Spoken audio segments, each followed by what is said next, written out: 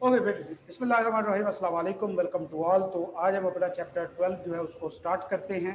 Chapter 12 बेटा ये basically relate करता है कंपनी की स्टैट्यूटरी डॉक्यूमेंट के ऊपर। तो बेटा हर कंपनी की दो स्टैट्यूटरी डॉक्यूमेंट्स होती हैं, एक मेमोरेंडम ऑफ एसोसिएशन एंड एक होता है आर्टिकल ऑफ एसोसिएशन। तो ये दो डॉक्यूमेंट्स का आपको पता है बच्चे? Yes sir. अच्छा जी, गुड हो गया। उसके बाद एक मिनट दीजिए मुझे, बस मैं कैमरा सेट कर लूँ। ओके, तो बेटा दो डॉक्यूमेंट होती है, memorandum and article of association. अब बेटा डॉक्यूमेंट बनाई क्यों जाती है, कंपनी की पर्पस क्या है, मुझे बताओ बेटा। कि आपका आईडी कार्ड बना हुआ है दोनों का? Yes sir. माशाल्लाह। आप में से किसी ने आज तक भैंस का आईडी कार्ड बना हुआ देखा है? No sir. No sir. भैंस का नहीं होता। तो आईडी कार्ड किन का होता है? इंसानों इंसान का। इंसानों का आईडी कार्ड होता है। क्या आप इस बात पे कंफर्म है? Are you sure? क्या कोई आप में से भैंस शैंस तो नहीं है छुपी हुई? सिंध में बन नो जाता है। सर। सिंध में भैंस का, बकरे का, कटे का, उल्लू, बिल्ली, नोलू सबका बन जाता है। अच्छा, देखो बेटा, मुझे बताएं कि जब आप आईडी कार्ड बनवाने गए थे तो खुद गए थे? नो सर, वालिद साहब भी थे। वालिद साहब थे, अबू गया चलिए था सर। अच्छी बात है, माशाल्लाह अबू भी साथ थे। तो अबू बड़े शर्मिंदा शर्मिंदा साथ फिर रहे थे कि ये भाई मेरी गलती है। अच्छा, बहरहाल क्या कर सकते हैं जी, अल्लाह की मर्जी के काम है। अच्छा, आपसे आईडी कार्ड बनाने वाले ने पूछा था कि भाई आप इंसान हो या नहीं हो? No sir. कैसे वेरीफाई किया कि आप नो इंसान सर। हो? सर उनके पास आंखें हैं ना सर। हाँ, तो भाई उन्होंने कैसे वेरीफाई किया कि आप इंसान हो, कोई भैंस डडू नहीं हो? चाहे ये और बात है, आईडी कार्ड पे हमारी शक्लें डडुओं जैसी होती है, इंसानों जैसी नहीं होती, फिर आईडी कार्ड किधर है? उसको मैंने काफी टाइम से अपनी शक्ल ही नहीं देखी, कैसी है?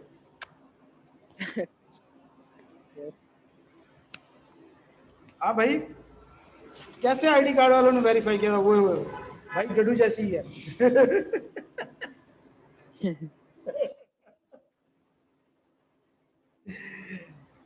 हाँ भाई मकसूद, जब आप आईडी कार्ड बनवाने गए थे, आईडी कार्ड वालों ने कैसे वेरीफाई किया था कि आप इंसान हो? आपसे पूछा उन्होंने, या कई जो आपने फॉर्म फिल किया उसके ऊपर कहीं पे कोई डब्बा बना हुआ था कि जी इंसान, डडू, भैंस, क्या कह सकते हैं, खरगोश, नोलू, सियाड़, कुछ भी?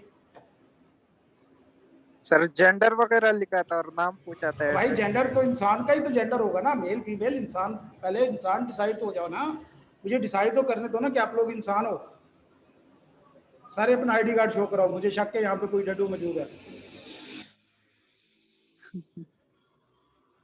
हाँ भाई, तो बेसिकली उसने देख के वेरीफाई किया कि ये इंसान है, ऐसी बात है? Yes sir. तो मतलब बेटा, क्योंकि आप तो नेचुरल पर्सन थे, आप नजर आ गए, कि रजिस्ट्रार कंपनी को देख के वेरीफाई कर सकता है कि ये कंपनी है? No sir. क्यों नहीं कर सकता? नहीं सर। रजिस्ट्रार देख के सर क्यों वेरीफाई नहीं कर सकता? सर नाम तो अगर मतलब बिल्डिंग हो या नाम हो, कोई भी लिख दे कि ये कंपनी। काल करते हो भाई, मेरे कुत्ते का नाम कालू है और यहाँ आधे पाकिस्तानियों के नाम भी कालू है। नाम से कहां से पता चलेगा कि वो इंसान है या डडू है? सर सर वही मैं कह रहा हूँ ना कि नाम अगर लिखा हो तो पता नहीं चलेगा नाम से, ये मेमोरेंडम ऑफ एसोसिएशन या ऐसे। देखो बेटा, कंपनी क्योंकि आर्टिफिशियल पर्सन है, उसका कोई फिजिकल वजूद नहीं है, तो लिहाजा रजिस्ट्रार वेरीफाई नहीं कर सकता कि ये कंपनी है या नहीं है, ऐसी बात है। Yes sir. अच्छा, जब आप आईडी कार्ड बनवाने गए थे, जब आप आईडी कार्ड बनवाने गए, मकसूद पुत्र हैंड फ्री ला ही कर यार, अल्लाह दे बंदे, मुझे मेरा ही लेक्चर सुनाई जा रहे हो। मैं कई बार पढ़ चुका हूँ भाई, मुझे रटा हुआ है, लेकिन अगर मैं दोबारा लॉ का पेपर दूं तो मुझे नहीं लगता मैं पास होगा, फेल ही हो जाएगा। अच्छा, तो एक कदी थोड़ी सी इन्वेस्टमेंट कर लो यार, 250-300 की, खुदा के बंदो, और वो ले लो, हैंड फ्री ले लो। अच्छा भाई, अब बेटा हुआ ये कि जब आप आईडी कार्ड बनवाने गए तो ऑफ कोर्स उसने कुछ इन्फॉर्मेशन आपके वालिद साहब से भी पूछी होंगी, ऐसी बात है? Yes sir. मतलब ये हुआ कि अगर आपका ऑलरेडी बे फॉर्म नहीं बना तो आपका नाम, आपकी तालीम, फादर नेम, एड्रेस वगैरह ये सारा कुछ उसके उसने आपके अब्बू से कंफर्म किया होगा, ऐसी बात है। Yes sir. और कुछ चीजें उसने देख के वेरीफाई कर ली कि भाई आप इंसान हो, ऐसी बात है। Yes sir. तो लिहाजा बच्चे कंपनी के केस में क्योंकि वो देख के वेरीफाई नहीं करता तो सारा कुछ वो अब्बू से ही पूछेगा कंपनी के, यस सर। ऐसी बात है ना। तो कंपनी के अब्बू कौन होते हैं बच्चे? ऑनर्स। शाबाश, honour, share holder, subscriber, proprietor, member, आप कोई भी नाम दे सकते हैं उनको। तो लिहाजा रजिस्ट्रार क्या करेगा, उनसे कहेगा जी मुझे बताओ कि ये वाकई कंपनी है, तो वो कहेंगे जी अल्लाह दी कसम कंपनी है। रजिस्ट्रार मान जाएगा कसम पे? No sir. नहीं, रजिस्ट्रार कहेगा मुझे बराबर इसका स्ट्रक्चर लिख के बताओ। तो लिहाजा आपके अब्बू ने जिस तरह आपकी इंफॉर्मेशन बताई थी, इसी तरह कंपनी के अब्बू दो डॉक्यूमेंट्स प्रिपेयर करेंगे, एक होगा एमओए, एक होगा AOA, memorandum of association, article of association. Memorandum of association क्या होता है बेटा? ये एक्सटर्नल स्ट्रक्चर बताता है कंपनी का, कंपनी की स्टैट्यूटरी डॉक्यूमेंट होती है और ये उसका एक्सटर्नल स्ट्रक्चर बताता है। जबकि आर्टिकल ऑफ एसोसिएशन क्या होता है बेटा? ये भी स्टैट्यूटरी डॉक्यूमेंट होती है, लेकिन ये इंटरनल मामलात के बारे में इंफॉर्मेशन देता है, डे टू डे मैटर्स के ऊपर रूल्स, रेगुलेशन, गाइडलाइंस प्रोवाइड करता है। तो बेसिकली ये कंपनी का दिमाग होता है, माइंड होता है, जबकि ये कंपनी की बॉडी होती है। क्लियर है? Yes sir. अच्छा, अब मुझे बताएं बेटा, जो इंसान होते हैं क्या नॉर्मल इंसानों का सबका स्ट्रक्चर सेम नहीं होता एक्सटर्नल? यस सर, सेम होता मतलब है। कोई 4 आंखों वाला बंदा नहीं होता, कोई 3 आंखों वाला, लास्ट टांगों वाला बंदा नहीं होता, कोई 4 हाथों वाला बंदा नहीं होता, सबके 2 आंख, 2 टांगे, 2। अगर कोई ऐसा केस मौजूद भी है अनएक्सेप्शनली तो उसको स्पेशल पर्सन कहा जाता है, उसको नॉर्मल पर्सन नहीं कहा जाता, ऐसी बात है। Yes sir. तो मतलब कंपनी का भी फिर एक्सटर्नल स्ट्रक्चर सेम होना चाहिए सबका। Yes sir. शाबाश। तो लिहाजा बेटा जो कंपनी का मेमोरेंडम है, जो एक्सटर्नल स्ट्रक्चर है, जो बॉडी है, वो फिक्स्ड क्लॉजेस पर मुश्तमिल है। मतलब इसकी क्लॉजेस फिक्स्ड हैं, कोई क्लॉज किसी कंपनी की कम या ज्यादा नहीं हो सकती। क्या किसी इंसान की आंखें 3 हो सकती हैं नॉर्मल की? No sir. नहीं हो सकती। तो लिहाजा किसी भी कंपनी की क्लॉजेस भी डिफरेंट नहीं हो सकती। क्यों? ये कंपनी का एक्सटर्नल स्ट्रक्चर है और हर कंपनी का एक्सटर्नल स्ट्रक्चर सेम होगा। तो लिहाजा फिक्स्ड क्लॉजेस हैं। अगर हम अपने एक्सटर्नल स्ट्रक्चर की बात करें तो हर बंदे के अंदर फिक्स चीजें है ना, मतलब बाल, आंखें, नाक, मुंह, मूछे, दाढ़ी, कान, हाथ, जिस्म, टांगे, पैर वगैरह सब फिक्स्ड है ना सबके? Yes sir. हर किसी के यही होंगे। तो लिहाजा कंपनी के भी जो मेमोरेंडम होता है उसकी 7 क्लॉजेस होती हैं जो कंपनी की बॉडी बना रही होती हैं, एक्सटर्नल स्ट्रक्चर बना रही होती हैं और वो फिक्स होती हैं। ठीक हो गया बेटा? जी सर। क्लियर है सबको? फैजान, मकसूद, खलील, मुजम्मिल, आदि, जी सर। शफकत, जो कुछ बैठे हैं। ओए मकसूद आप ना ही बोलो तो अच्छा है यार, ऐसा ना क्या करो पांडे जी। अब हम जरा क्लासेस को पढ़ लेते हैं, आज क्लासेस को वाइंड अप करते हैं। आधा चैप्टर तकरीबन आज हम इंशाल्लाह कर लेंगे कवर, बाकी आधा इंशाल्लाह मंडे को करके इसको खत्म कर देंगे। ओके, 7 क्लासेस होती है बेटा। पहली क्लास नेम क्लास। ये कौन सी क्लास होती है? जिसके अंदर कंपनी का नेम आ रहा होता है।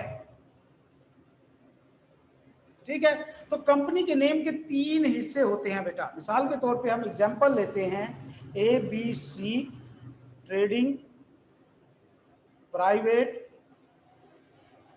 लिमिटेड। हर कंपनी के नाम के 3 हिस्से होते हैं और उसके मेमोरेंडम की नेम क्लास के अंदर तीनों हिस्से आने चाहिए। मिसाल के तौर पे ABC क्या है? कंपनी का नाम है। ट्रेडिंग क्या है? कंपनी का बिजनेस है। प्राइवेट लिमिटेड क्या है? कंपनी की टाइप है। तो नेम क्लास के अंदर क्या आएगा? कंपनी का पूरा name with the word private limited, public limited, unlimited, guarantee limited, जो भी होगा। समझ आ गई बात? Yes sir. उसके बाद रजिस्टर्ड ऑफिस क्लॉज होती है। ये क्या होती है बेटा? ये वो क्लॉज होती है जिसके अंदर हम उस प्रोविंस को लिखते हैं जिसके अंदर कंपनी का रजिस्टर्ड ऑफिस मौजूद होता है। मेमोरेंडम में एड्रेस नहीं आ रहा होता बच्चे, प्रोविंस आ रहा होता है कि जिस प्रोविंस के अंदर है। पंजाब के अंदर है तो लिखा जाएगा कि जी registered office of the company situated in Punjab. Sindh में है तो सिंध, बलोचिस्तान में तो बलोचिस्तान, केपीके में है तो केपीके, इस्लामाबाद में तो इस्लामाबाद, फाटा में है तो फाटा, जीबी में तो है गिलगित बल्तिस्तान। तो ये लिख दिया जाएगा। समझ आ गई बात? सर सिटी का नेम नहीं लिखा आ रहा होगा? सिटी एड्रेस कुछ भी नहीं आएगा, जस्ट प्रोविंस आएगा। इसके अंदर कोई चेंज नहीं हो सकती, जो लिखा है वही होना है बस, प्रोविंस। उसके बाद principal line of business class. देखो बेटा, कंपनी कई बिजनेस कर सकती है, हर लीगल बिजनेस कर सकती है, लेकिन उसका मेन बिजनेस एक होगा। अब मेन बिजनेस कौन सा होता है या प्रिंसिपल बिजनेस कौन सा होता है बेटा? ये वो बिजनेस होता है जिससे या तो कंपनी को सबसे ज्यादा रेवेन्यू मिल रहा हो या कंपनी के सबसे ज्यादा एसेट उसी सेगमेंट में चल रहे हो। जिस बिजनेस में कंपनी को सबसे ज्यादा रेवेन्यू मिल रहा होगा या जिस सेगमेंट में सबसे ज्यादा एसेट लगे होंगे कंपनी के, वो प्रिंसिपल बिजनेस कहलाएगा। तो लिहाजा कंपनी की जो मेमोरेंडम है उसमें उसका प्रिंसिपल लाइन ऑफ बिजनेस की सारी डिटेल आनी चाहिए, जो उसका प्रिंसिपल बिजनेस है। बाकी वो कई बिजनेस कर सकती है, हर लीगल बिजनेस कर सकती है, लेकिन प्रिंसिपल बिजनेस एक होगा। क्लियर है बेटा? Yes sir. उसके बाद बेटा अंडरटेकिंग क्लास होती है। ये क्लास फिक्स्ड है, स्पेसिफाइड है, इसकी 3 लाइनें हैं जो लॉ ने डिफाइंड की हुई हैं, वो एज इट इज आ जाएंगी। इसके अंदर हम एक वर्ड इज एम आर भी चेंज नहीं कर सकते, तो जिसका तो काम ही खत्म हो गया। ये जस्ट इतनी है। लाइबिलिटी क्लास बेटा, ये क्लास होती है जिसके अंदर हम लिखते हैं कि मेंबर्स की लाइबिलिटी लिमिटेड है, अनलिमिटेड है, लिमिटेड बाय गारंटी है, क्या है। तो अगर एक कंपनी लिमिटेड बाय शेयर है तो लिखा होगा the liability of the member is limited. Authorised share capital clause क्या है बेटा? Authorised share capital maximum amount of capital होता है जो एक कंपनी इशू कर सकती है without getting further approval from registrar. मतलब कंपनी में शुरू में अपनी एक maximum number of share capital authorise करा लेती है कि भाई यहां तक अगर मैं अपने लोगों को इशू करूंगी तो मुझे आपसे दोबारा अप्रूवल नहीं लेनी चाहिए। उसको ऑथोराइज्ड शेयर कैपिटल क्लॉज कहते हैं। उसके अंदर क्या आ रहा होता है बेटा? Total share capital, total number of share and rupees per share या पर शेयर वैल्यू, ये ऑथोराइज्ड कैपिटल क्लॉज के अंदर आ रही होती है। 7वीं क्लॉज होती है बेटा सब्सक्रिप्शन क्लॉज या सब्सक्राइबर क्लॉज। सब्सक्राइबर कौन होते हैं बच्चे? बानी सर। जी बेटा, उर्दू में सर बानी। शाबाश, बानी, फाउंडर, इनिशियल शेयर होल्डर, जो कंपनी को बना रहे होते हैं वो वाले लोग। तो लिहाजा इस क्लास के अंदर वो लोग अपनी तमाम डिटेल लिखेंगे, मतलब नाम, फादर का नाम, CNSI, कितने शेयर ले रहे हैं, एड्रेस क्या है, बिजनेस क्या है, ऑक्यूपेशन क्या है, उनका NTN नंबर वगैरह क्या है, ये सारा कुछ सब्सक्रिप्शन क्लास में आएगा। तो लिहाजा ये 7 क्लासेज हैं बेटा। इनके अंदर जो लिखा है वो भी फिक्स है, ये क्लासेज भी फिक्स है। तो किसी भी कंपनी की ना तो क्लासेज ऊपर नीचे हो सकती है, ना इनके अंदर जो इंफॉर्मेशन लिखी है वो ऊपर नीचे हो सकती है। क्लियर है बच्चे? Yes sir. ओके, अब हम प्रैक्टिकली देखते हैं किसी कंपनी का मेमोरेंडम। अच्छा भाई, क्या सर्च करने लग गया? हाँ, ऐसे ना करो पांडे जी, ना कुछ तो करा था। ओके, हम प्रैक्टिकली देखते हैं कि कंपनी का मेमोरेंडम होता कैसे, दिखता कैसे बेचारा। ये कंपनी का मेमोरेंडम है। मुझे बताएं नंबर 1 क्लॉज कौन सी क्लॉज है? पढ़ें इसको और बताएं। Name clause sir. मैं इसे थोड़ा बड़ा कर लेता हूँ, आप वैसे अपनी स्क्रीन भी बड़ी कर सकते हो। नंबर 2 क्लॉज बताओ कौन सी क्लॉज है? Register office clause. इसमें क्या लिखा हुआ है? The register office of the company will be situated in the province of Punjab. Province लिखा हुआ है। नाम के अंदर देखो, ये नाम है कंपनी का, ये बिजनेस है फार्मास्यूटिकल, और प्राइवेट लिमिटेड उसकी टाइप है। तीनों चीजें आ रही हैं। Yes sir. चले जी, तीसरी क्लॉज सिर्फ पहला पॉइंट पढ़ के बताएं, क्या कौन सी क्लॉज है ये? Principal line business. शाबाश। उसके बाद यार ये ना मेरा जो माउस है ये गड़बड़ कर रहा है, इसकी मैं टांगे तोड़ दूंगा आज, मेरे से मरेगा। चौथी क्लास पढ़ो, ये कौन सी है? Liability clause. पक्की बात है? सारे सारे सारे बताएं। मकसूद, शफकत, खलील, यस सर। क्लियर है? उससे नीचे वाली क्लास कौन सी है उसको पढ़ें और देखें उसके अंदर क्या कुछ आ रहा है, पूरी पढ़े क्लास और देखें क्या तीनों की इंफॉर्मेशन आ रही है जो मैंने बताई थी, total share capital, number of shares and price per share. Yes sir. Am I clear? ये लाइन पढ़ें, ये क्या है, ये 3 लाइनें क्या है? सर ये सब्सक्रिप्शन क्लॉज है। ना,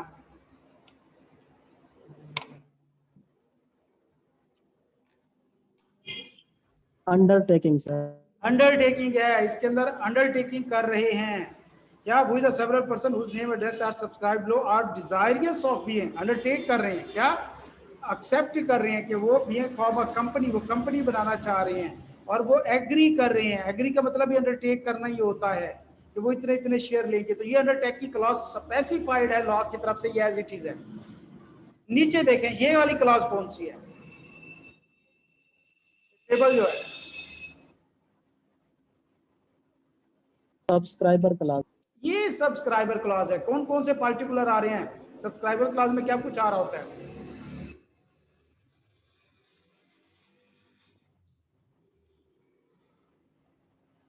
ये होता है सारा कुछ पार्टिकुलर। क्या कुछ है भाई, बताए मुझे कोई जल्दी से।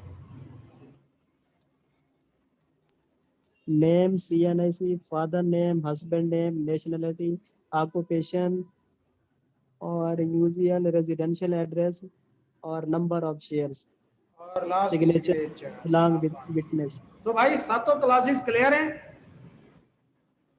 Yes sir. ओके जी, गुड हो गया। आए जी पढ़ते हैं, नेम क्लॉज पढ़े, यहाँ पे क्या लिखा हुआ है, पढ़ते चले भागते चलते हैं साथ साथ, बहुत ही कुछ भी नहीं है, मामूली सी आसान सी चीज़ है, मजे वाली। 3-4 नंबर का वेटेज है इस चैप्टर का, तो इसके ऊपर ज़्यादा टाइम लगाते रहे तो भैया फिर तो हमने पास कर लिया Name ना। of the company by addition of the following word: public, private, single, guarantee, unlimited। ठीक है, क्या ये ठीक है, वैसी है जैसे हमने पढ़ा? Yes sir। पढ़ें जी, रजिस्टर्ड ऑफिस क्लास पढ़ें। It shall state the name of the province of the part of Pakistan not forming part of any province in which registered office the company is situated। मुझे बताएं कोई ऐसा पाकिस्तान का हिस्सा जो किसी सूबे का हिस्सा नहीं बनता, कौन सा federal, Pakistan? Islamabad. Federal capital territory Islamabad उसमें आता है, फाटा उसी में आता है, हमारे बॉर्डर एरिया उसी में आते हैं, जीबी उसी में आता है। फिलहाल अब तो मेरे ख्याल में केपीके में शामिल हो गए हैं। Principal line of business class में प्रिंसिपल लाइन ऑफ बिजनेस की डेफिनेशन पढ़ें और नीचे जनरल प्रोविजन भी पढ़ें। Principal line of business means the business in which substantial assets are held, are likely to be held, or substantial revenue is earned, are likely to be earned by a company whichever is higher। मुझे उर्दू में Company समझाओ can इसे, enter into मुझे Urdu any में समझाओ definition. Business, जो भी company कर रही है ना, इनमें सबसे जो बड़ा बिजनेस होगा ना वो principal line of the business होगा, बाकी जो छोटे मोटे होंगे वो उसके प्रिंसिपल लाइन में नहीं है। प्रिंसिपल लाइन ऑफ बिजनेस कौन सा होगा, बड़ा बिजनेस कौन सा होगा, क्या कंडीशन है उसकी? बड़ा जो उसका मेन होगा, जो नाम के साथ मैच कर रहा होगा। सर कौन सा जिससे होगा? ज्यादा रेवेन्यू कमाई जा सके या जिसमें ज्यादा एसेट्स उसमें डील हो सके। शाबाश, ठीक है जी। नीचे वाले पॉइंट्स पढ़ें जल्दी से, 3-4 पॉइंट पढ़ें।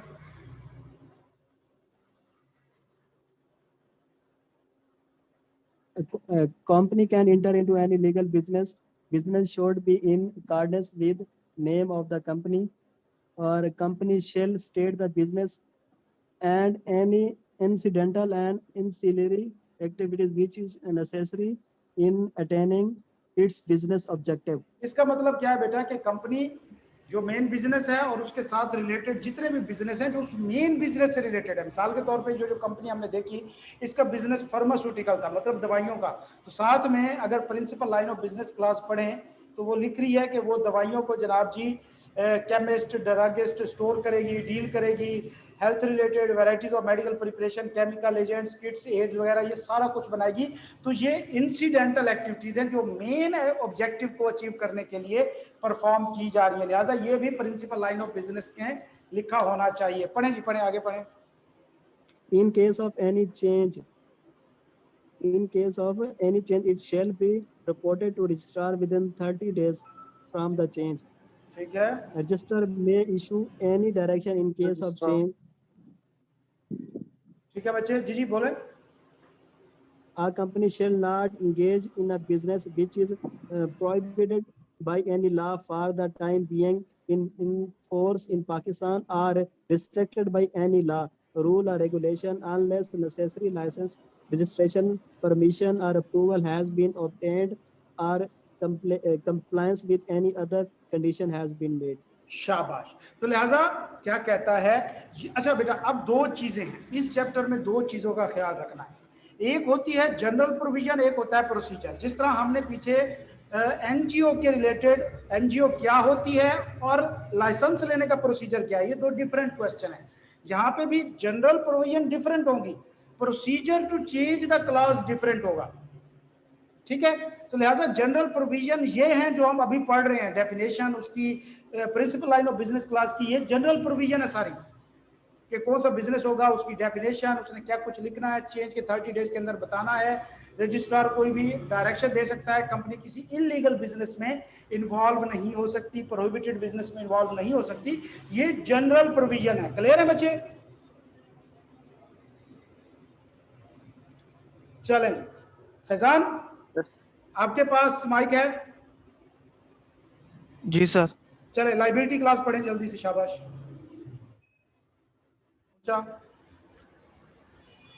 In case of company limited by shares or guarantee shall aid the liability of members is limited. In अगर एक case of कंपनी limited मुझे by साथ साथ guarantee shall समझाते also जाए, aid extent of liabilities of members in case of winding up. ठीक है, तीनों पढ़ लें। अगला point, For an unlimited company shall aid the liability of members is unlimited. देखो बेटा ये जो क्लास थी, अगर तो कंपनी लिमिटेड बाय शेयर या लिमिटेड बाय गारंटी है, तो अगर लिमिटेड बाय शेयर है तो सिंपल लिखेगी the liability of the member is limited. अगर लिमिटेड बाय गारंटी है तो liability of the member is limited up to the amount of guarantee. जितनी उसने अमाउंट की गारंटी की होगी, अमाउंट ऑफ गारंटी या रुपीस जितने भी उसने किए होंगे वो यहाँ पे लिखा होना चाहिए। और अगर मेंबर्स की लायबिलिटी अनलिमिटेड है तो लिखा होगा the liability of the member is unlimited. Clear है बच्चे? Yes sir. ओके, गुड हो गया। किसी का कोई क्वेश्चन है तो पूछ सकता है साथ में।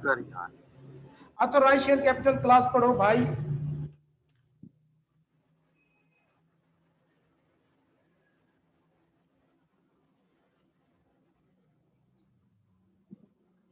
अनीस आप पढ़ो बच्चे। Yes sir. This clause contains the amount of share capital with which company proposes to be registered. शाबाश। Number 2, the division thereof into shares of a fixed amount. Number 3, this is the maximum numbers of shares that can be subscribed. Number 4, every member shall make minimum subscribe to 1 share. Each member shall mention against his name the number of shares undertaken to be subscribed. In case of a company limited by guarantee not having share capital, this clause shall not be added in MOA, Memorandum of Association. तो बेटा वो कहता है कि authorised share capital clause जो है वो पहले तो मैक्सिमम शेयर कैपिटल लिखेगी। ये देखिए मैक्सिमम शेयर कैपिटल कितना है, शेयर कैपिटल होता है हमेशा इन रुपीस में, total value of share capital. तो 1 मिलियन नजर आ रहा है। उसके बाद वो कहता है the division thereof into share of a fixed amount, मतलब इसका ये है कि रुपीस पर शेयर या पर शेयर वैल्यू लिखेगी, तो डिवाइडेड इनटू 100,000 और मेरी शेयर ऑफ रुपीस 10 आ गई वैल्यू। उसके बाद वो कहता है कि ये मैक्सिमम नंबर है जो कंपनी सब्सक्राइब कर सकती है। क्या मतलब, इससे ज्यादा कंपनी शेयर इशू नहीं कर सकती? नहीं बच्चे, कर सकती है, लेकिन उसे फिर प्रायर अप्रूवल लेनी पड़ेगी, उसको अपनी ये लिमिट एक्सटेंड करानी पड़ेगी कमीशन से, फिर ही वो इसे कर सकती है। उसके बाद वो कहता है कि हर मेंबर जो होगा वो कम से कम 1 शेयर मस्ट लेगा। ठीक हो गया? और हर मेंबर जो शेयर ले रहा है वो अपने अगेंस्ट के नाम के लिखेगा। यहाँ पे लिखे हुए नामों के आगे कितने कितने शेयर ले रहे हैं सब्सक्राइबर क्लास में।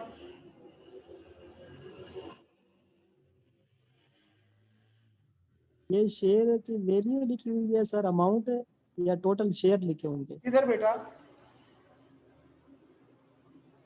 इधर sir name of the share taken in each ये सब्सक्राइबर, नंबर है, ये नंबर ये है, 95,000। ये नंबर है।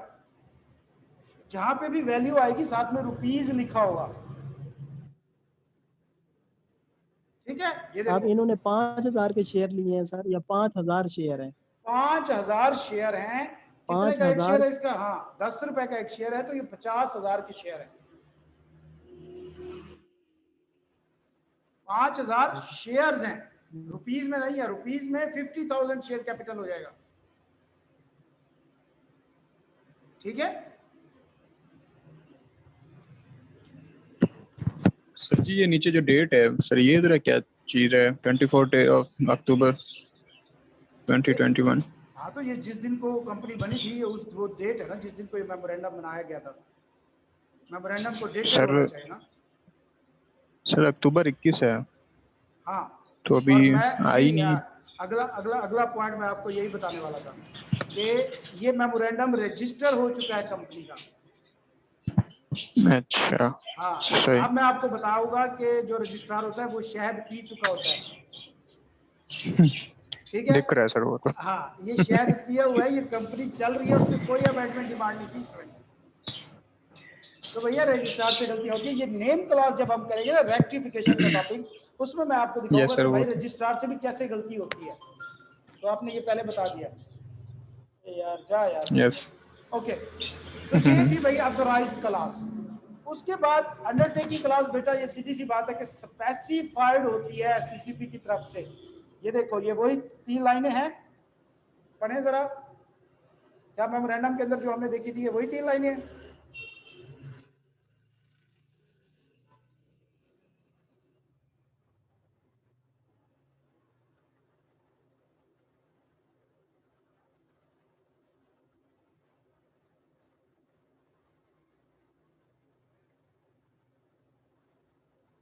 हाँ जी भाई, यस सर पढ़ लिया। बस ये 7 क्लॉजेज है। सब क्लियर है भाई? प्रैक्टिकली भी यस देख सर। ली, थ्योरेटिकली भी देख ली। Yes sir. Okay, printing and signature से रिलेटेड कुछ रिक्वायरमेंट है मेमोरेंडम की। देखो भाई, रजिस्ट्रार को आप ऐसे ही सिंपल एक कागज के ऊपर लिख के दे दो जी ये नाम है, ये 7 इंफॉर्मेशन लिख के दे दो। कहता है नहीं यार, देखो कोई इंसानों वाले काम करो, कोई प्रोफेशनल वाले काम करो। कंपनी बनाने जा रहे हो तो मुझे प्रॉपर तरीके से मेमोरेंडम बना के दो। कहते जी प्रॉपर मेमोरेंडम क्या होता है? वो कहते हैं सबसे पहले तो वो प्रिंटेड फॉर्म में आप मेरे पास लाओ। दूसरे नंबर पे तमाम पैराग्राफ कंसेक्टिवली नंबर्ड होने चाहिए। क्या हमारे मेमोरेंडम में नंबर्ड हैं? ये देखें, ये क्लासेस नंबर्ड हैं सारी, 1 2 3 कंसेक्टिवली, ये सब क्लासेस आ गए। Yes sir. ओके, उसके बाद वो कहते हैं shall be signed by all the subscriber. ये तमाम सब्सक्राइबर के यहाँ पर आगे सिग्नेचर आने चाहिए। उसके बाद वो कहता है memorandum shall be dated, memorandum की डेट होनी चाहिए। उसके बाद वो कहता है कि सब्सक्राइबर जो हैं वो अपनी फुल पार्टिकुलर लिखेंगे। कौन कौन से थे वो हमने देख लिए, नेम, फादर नेम, सीएनएससी वगैरह। और उसके बाद सब्सक्राइबर साइन जब कर रहे हो तो एक विटनेस के भी साइन होने चाहिए इस मेमोरेंडम के ऊपर। तो लिहाजा प्रॉपर मेमोरेंडम के, ये आर्टिकल और मेमोरेंडम दोनों की सेम रिक्वायरमेंट है, दोनों की सेम रिक्वायरमेंट है, इसमें कहीं पर कोई फर्क नहीं है। तो लिहाजा क्लासेस मेमोरेंडम की हम पढ़ रहे हैं, आर्टिकल की क्लासेस हमारे सिलेबस का पार्ट नहीं है। सिर्फ मेमोरेंडम की क्लासेस हमारे सिलेबस का पार्ट है। हाँ, आर्टिकल ऑफ एसोसिएशन का थोड़ा सा टॉपिक है, नैना मुन्ना सा एक पेज है उसका शामिल है हमारी बुक में, वो हम करेंगे इंशाल्लाह। तो लिहाजा प्रिंटिंग एंड सिग्नेचर से रिलेटेड क्या रिक्वायरमेंट है? मेमोरेंडम प्रिंटेड होना चाहिए, पैराग्राफ होना चाहिए, साइंड होना चाहिए, डेटेड होना चाहिए, विटनेस के भी साइन होने चाहिए, और सब्सक्राइबर की डिटेल भी आ रही होनी चाहिए। क्लियर है बच्चे? Yes sir. बाकी सब किसी को कंफ्यूजन? जी सर। क्या कंफ्यूजन है? तो कोई नहीं। अच्छा, आप ही कंफ्यूज हो खुद। ओके, अब हम शुरू करते हैं नेम क्लॉज। नेम क्लॉज से रिलेटेड कुछ जनरल प्रोविजन है। देखो बेटा, ऐसा होता है, मैम कंपनी की रजिस्ट्रेशन से क्या मुराद है बच्चे?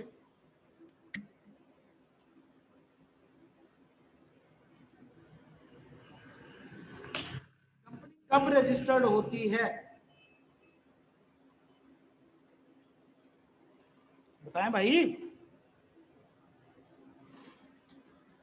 कंपनी कब रजिस्टर्ड होती है?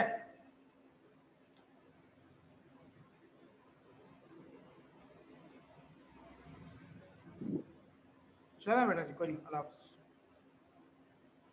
है जी, क्या हमने पिछले चैप्टर में पढ़ा नहीं था कि मेमोरेंडम और आर्टिकल की रजिस्ट्रेशन जो है वो कंपनी की रजिस्ट्रेशन होती है? Yes, sir.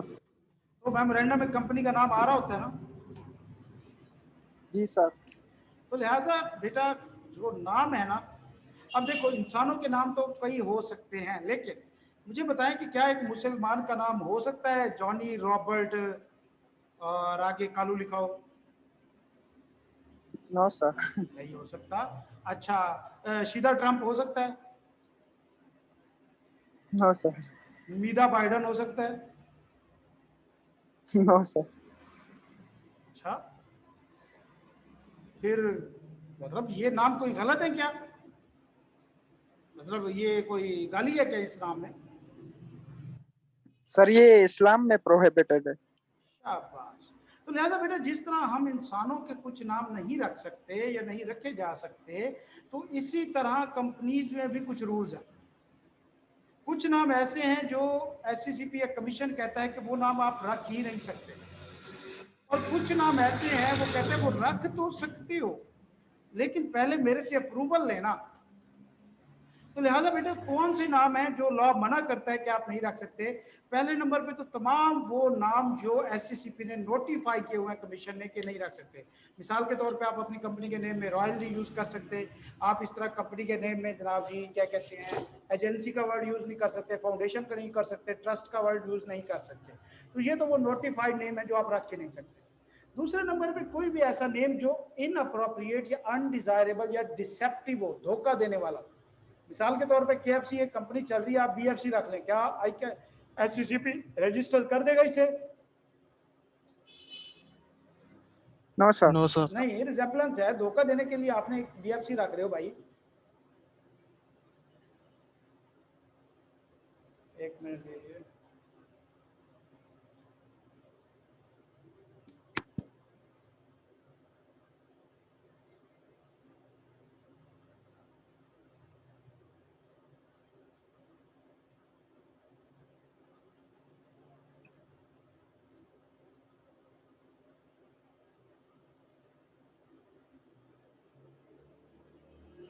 ओके, तो मेरी वीडियो के ऊपर किसी ने बड़ा धुआंधार कमेंट किया हुआ था। अच्छा, क्या हुआ भाई कि पहला नेम वो नहीं रख सकते जो कमीशन ने स्पेसिफिकली मना किया हुआ है। दूसरे नंबर पे कोई भी इनअप्रोप्रिएट, अनडिजायरेबल या डिसेप्टिव नेम नहीं रख सकते। तीसरे नंबर पे कोई भी ऐसा नेम जो किसी शख्स के रिलीजियस सेंटीमेंट को क्या कहते हैं इफेक्ट करने के लिए रखा गया हो। मिसाल के तौर पे आप कह सकते हैं बाबी ट्रेडिंग प्राइवेट लिमिटेड, ये गलत है। इस तरह सुन्नी आप नहीं यूज कर सकते नाम, तो ये दूसरे लोगों के रिलीजियस सेंटीमेंट को इफेक्ट करता है। और इसी तरह किसी भी एग्जिस्टिंग कंपनी के साथ रिजेम्बलेंस में हो या सिमिलर हो, एक कंपनी जो ऑलरेडी मौजूद है उससे मिलता जुलता नाम या वो ही नाम आप नहीं रख सकते। तो बेटा ये चार नाम जो है कमीशन मना करता है कि आप नहीं रख सकते। क्लियर है बेटा? Yes sir. उसके बाद वो कुछ नाम ऐसे हैं वो कहता है कि आप रख तो सकते हो लेकिन भैया मेरे से आके प्रायर अप्रूवल ले लेना। कौन से नाम है? वो कहता है कोई भी ऐसा नेम जो कोई भी ऐसा वर्ड अगर आपके नाम पे मुश्तमिल है, नाम के अंदर मौजूद है, जो किसी पाकिस्तानी या फॉरेन हेड ऑफ स्टेट के साथ पैट्रोनेज शो कर रहा हो। मिसाल के तौर पे आप अपना नाम रखते हो डोनाल्ड ट्रंप खप्पे बर्गर प्राइवेट लिमिटेड, तो कमीशन बुला लेगा, इधर आ भाई डोनाल्ड ट्रंप पपी का बेटा, जरा तो उसकी प्रमोशन कर रहा है। तो लिहाजा ऐसा नाम नहीं रख सकते, पहले आपको जस्टिफिकेशन देनी पड़ेगी। इसी तरह कोई भी ऐसा नाम जो शो करे आपका connection with federal provincial government. मिसाल के तौर पे आप अपना कंपनी का नाम रखते हो जनाब ji federally approved institution private limited, तो बेटा ये वाला नाम भी आप नहीं रख सकते। गवर्नमेंट जो है वो आपके फुफो के बेटे की नहीं है कि आप उसको जिस तरह मर्जी जहाँ पे मर्जी घसीटते रहो। इस तरह कोई भी ऐसा नाम आप बगैर अप्रूवल के नहीं रख सकते जो कनेक्शन जो है वो किसी ऐसी कोऑपरेशन के साथ शो करे जो फेडरल या प्रोविंशियल गवर्नमेंट का हो। मिसाल के तौर पे हमारा हायर एजुकेशन HEC एक डिपार्टमेंट है फेडरल गवर्नमेंट का, ऐसी बात है। तो लिहाजा अगर आप अपने नाम के अंदर तो भैया क्या होगा कि आपको वो नाम की इजाजत लेनी पड़ेगी। इस तरह कोई भी ऐसा नाम शो नहीं कर सकते जो किसी किस्म का पैट्रोनेज या कनेक्शन शो कर रहा हो विद फॉरेन गवर्नमेंट या इंटरनेशनल ऑर्गेनाइजेशन, किसी भी फॉरेन या इंटरनेशनल ऑर्गेनाइजेशन के साथ। जिस तरह WHO का नाम आप यूज नहीं कर सकते अपने नाम के अंदर, इस तरह जो क्या कहते हैं ये UNO है, इसका भी नाम नहीं यूज कर सकते। तो कोई भी ऐसा नाम प्रायर अप्रूवल के आप यूज नहीं कर सकते। कंपनी जो मुदारबा मैनेजमेंट कंपनी होती है उसका नाम हमेशा आपको कमीशन से अप्रूव करा के लेना पड़ेगा। मुदारबा क्या होता है बेटा, ये एक इस्लामिक सेटअप है, इस्लामिक बिजनेस सेटअप है जिसके अंदर profit and loss sharing base के ऊपर इन्वेस्टमेंट होती है। और इसी तरह जो बिजनेस लाइसेंस रिक्वायर करते हैं उनका नाम भी प्रायर अप्रूवल के आप बगैर नहीं कर सकते। कोई एक बिजनेस की एग्जांपल दो जिसके लिए लाइसेंस चाहिए होता है बच्चे। जी बच्चे, सर क्वेश्चन नहीं समझ आया। कोई ऐसा बिजनेस बताओ जो जिसको रन करने के लिए पाकिस्तान के अंदर लाइसेंस की जरूरत होती है गवर्नमेंट से। तो जो restricted, जी बच्चे, जो मना हो पाकिस्तान में। नहीं। बेटा टेली कम्युनिकेशन कंपनीज जो है ये जायज वारिद जोंग आप खुद बना सकते हो, अपने इलाके में एक टावर लगा के अपनी कंपनी बना सकते हो। No sir. इसके लिए लाइसेंस चाहिए होगा। इसी तरह कोई आप फार्मास्यूटिकल मैन्युफैक्चरिंग कंपनी बनाते हो तो उसके लिए भी आपको लाइसेंस चाहिए होगा। तो ये वो कंपनीज हैं जिनके लिए लाइसेंस चाहिए होता है। तो अगर आपकी कंपनी ऐसी है जिसको लाइसेंस चाहिए लॉ के अंदर, तो भैया आपने क्या करना होगा, पहले अप्रूवल लेनी होगी। तो बेटा ये पढ़ें सारा, ये इंपॉर्टेंट टॉपिक है, पढ़ें इसको।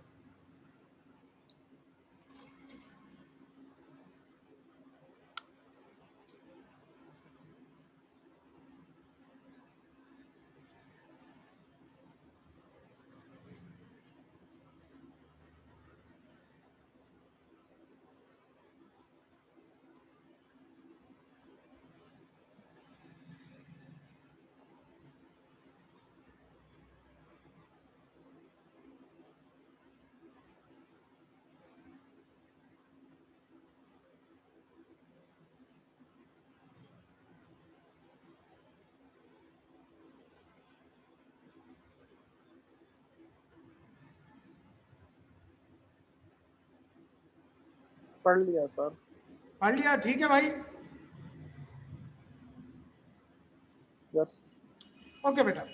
अच्छा अब देखो बच्चे, आपने कोई नाम रखा, उसके जरिए आपने मेमोरेंडम और आर्टिकल प्रिपेयर किया, आपने रजिस्ट्रार को भेजा, रजिस्ट्रार कहता है ये नाम गलत है, उसने कोई गलती निकाल दी, आपको मेमोरेंडम और आर्टिकल फिर से तैयार करना पड़ेगा नए नाम के साथ। ऐसी बात है ना? नो सर, सर नया नाम ढूंढेंगे ना। तो नया नाम ढूंढेंगे तो फिर नया मेमोरेंडम और आर्टिकल तैयार करना पड़ेगा। पुराने मेमोरेंडम और आर्टिकल में तो नाम लिखा हुआ है ना, वो तो खत्म हो जाएगा। Yes sir, yes sir. दूसरा केस ये है कि अगर आप 3 दोस्त बैठ के सोच रहे हो जी हम एक कंपनी बनाते हैं ऐसे ही इस नाम से, कोई गद्दार निकलता है और आपके बनाने से पहले जाके नाम से कंपनी रजिस्टर करा लेता है, हो सकता है ऐसा? Yes sir. तो लॉ कहता है कि भैया इस मुश्किल से बचने के लिए आप क्या करें कि सबसे पहले अपना नाम रिजर्व करा लें रजिस्टर से। रजिस्ट्रार को क्या करें कि आप एक एप्लीकेशन दें कि जी ये हम नाम रखना चाहते हैं, ये नाम आप हमारे लिए रिजर्व कर दें ताकि कोई और रजिस्टर ना करा सके कंपनीज के ऊपर।